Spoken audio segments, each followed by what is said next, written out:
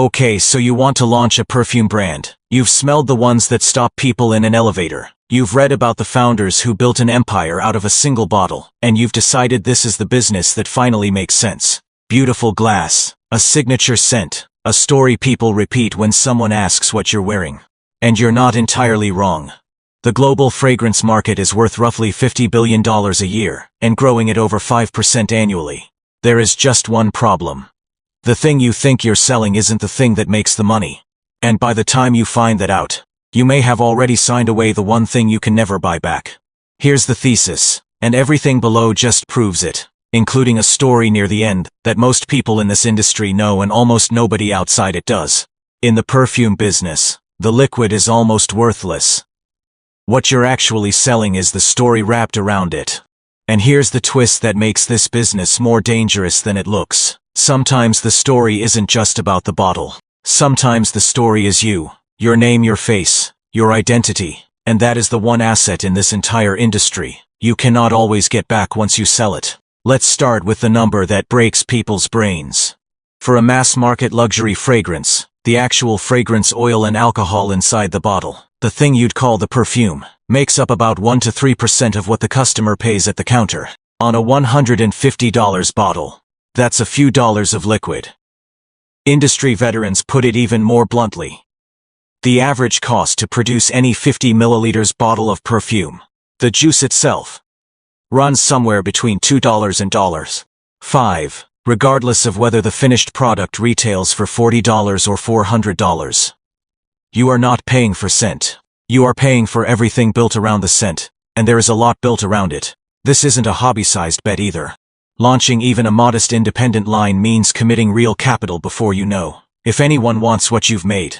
You can't test a perfume brand with a laptop and a garage the way you could test a t-shirt line.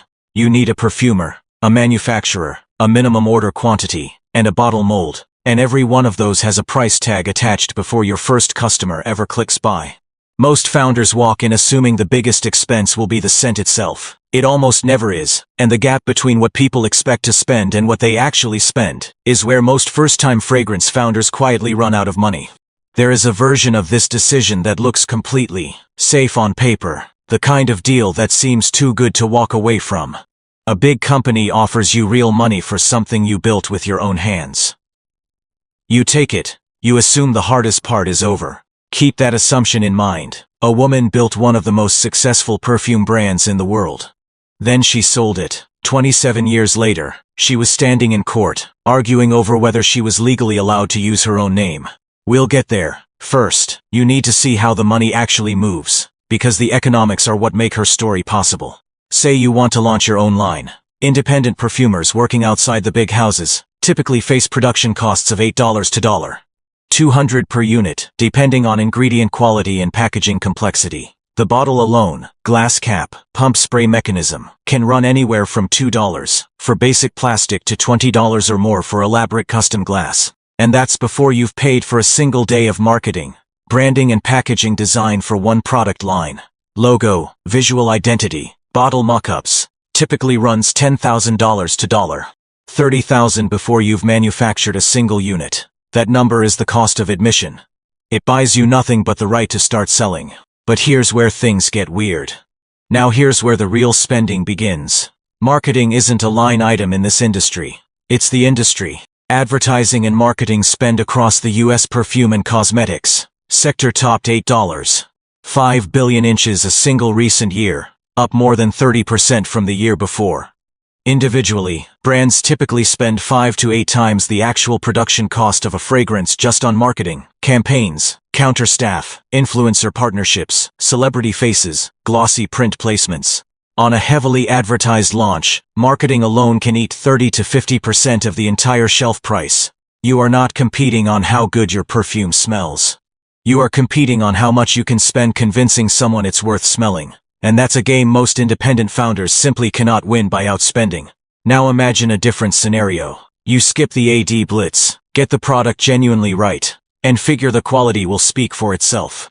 It still doesn't matter, because there is a gatekeeper waiting on the other side that has nothing to do with marketing at all. And then there is the part nobody mentions until they're already deep into the launch. You don't get to sell it yourself. Not at any real scale. Department stores and specialty beauty retailers demand 40 to 60% of the retail price just to put your bottle on a shelf.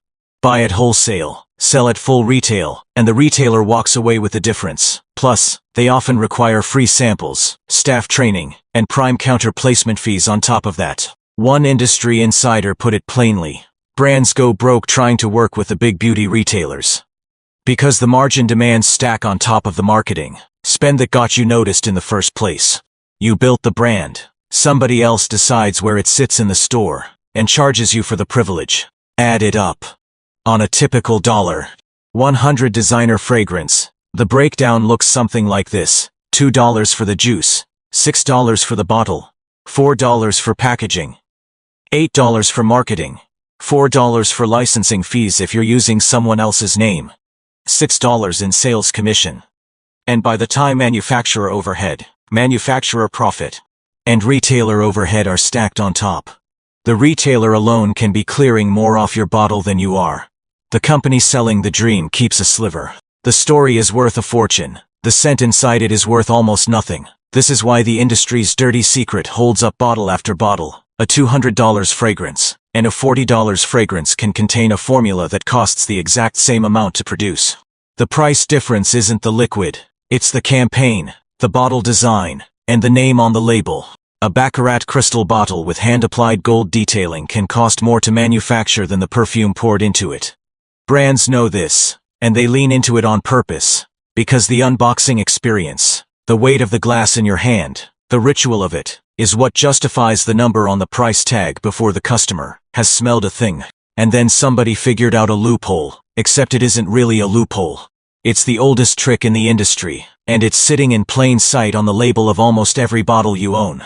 Even the rare ingredient story that justifies the price tag is mostly theater. Natural oud can fetch up to $30,000 per kilogram, and ambergris is so scarce, it's illegal to trade in some markets, so perfumers reach for synthetic stand-ins instead. Those rare materials appear in fractions of a percent of the final formula. A whisper of the costly stuff buried inside a composition built mostly from cheaper aroma molecules that smell remarkably similar for a fraction of the price.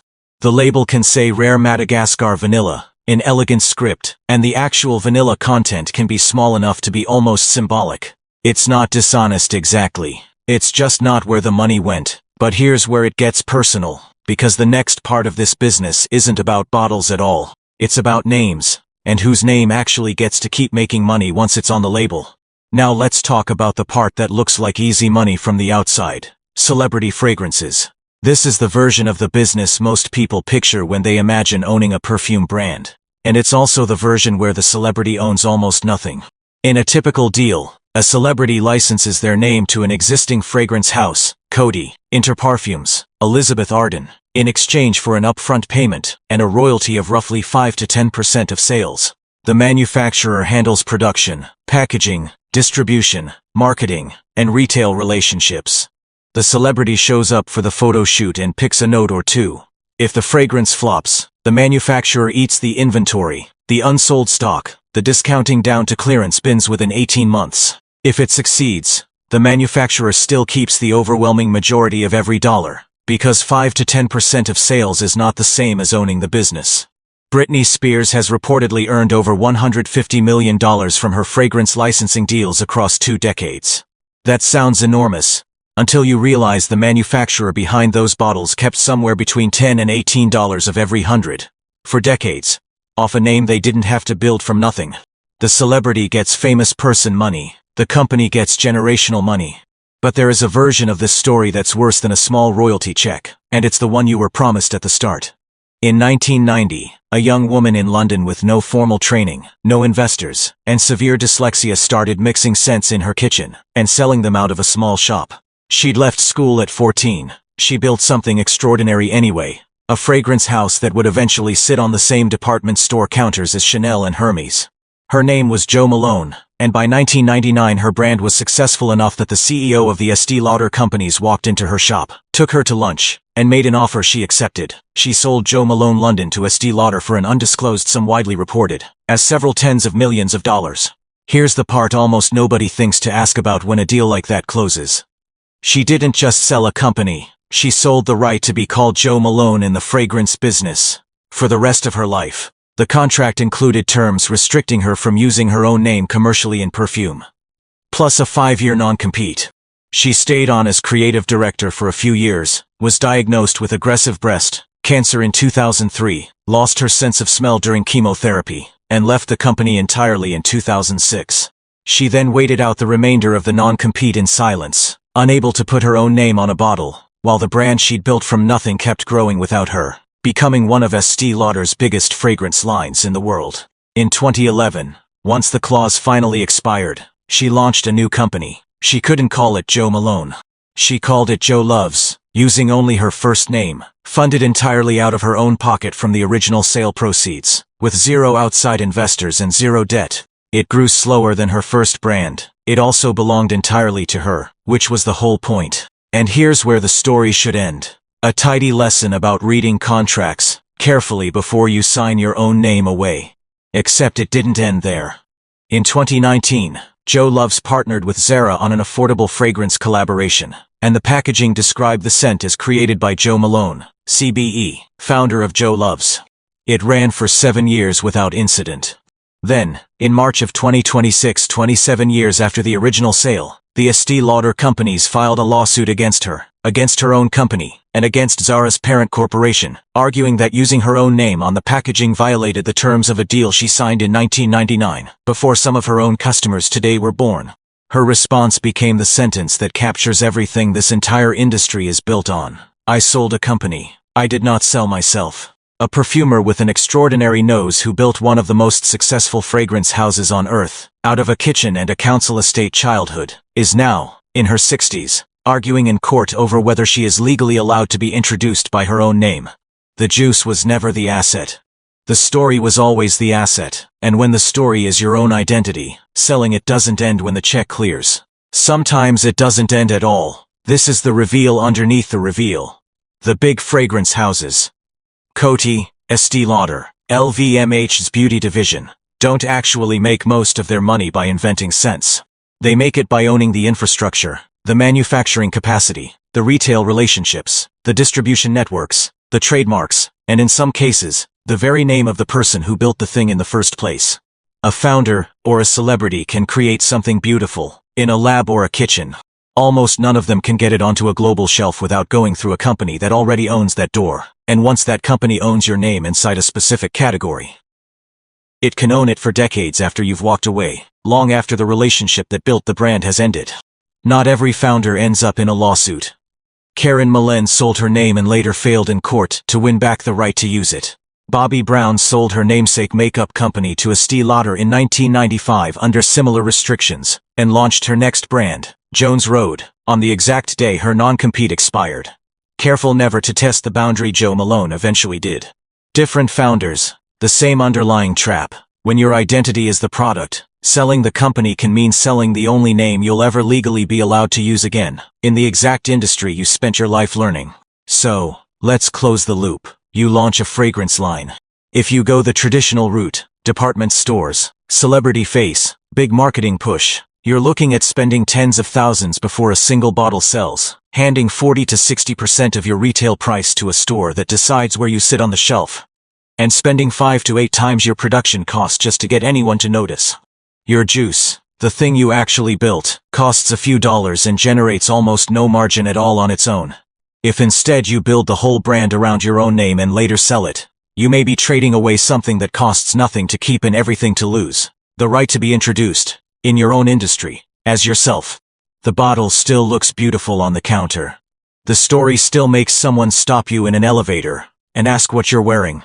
That feeling is real, and no spreadsheet can take it away from you. But underneath the glass, the gold cap, and the campaign that made you want it in the first place, is a business built almost entirely on everything, except the thing inside the bottle. The juice was never for sale. The desire was. The name sometimes was too, and decades later, in a courtroom, in your 60s, you may still be the one arguing that you sold a company, not yourself.